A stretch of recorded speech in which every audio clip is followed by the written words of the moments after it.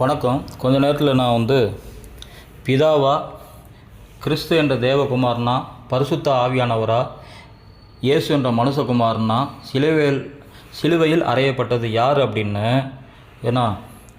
Question இந்த கொஸ்டினுக்கான விடை, அதாவது ஒன்லி ஜீசஸ், யெகோவா விட்னஸ்ஸு, குழந்தை இயேசு, மரியாள் தான் தெய்வம் அப்படின்னு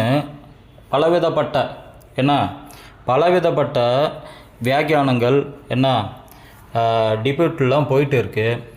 அந்த வாக்குவாதத்துக்கெலாம் முற்றுப்புள்ளி வைக்கிறதுக்கு தான் நான் இப்படி படம் வரைஞ்சி நான் லைவாக போட போகிறேன். இதை கொஞ்சம் கவனமாக கேளுங்க.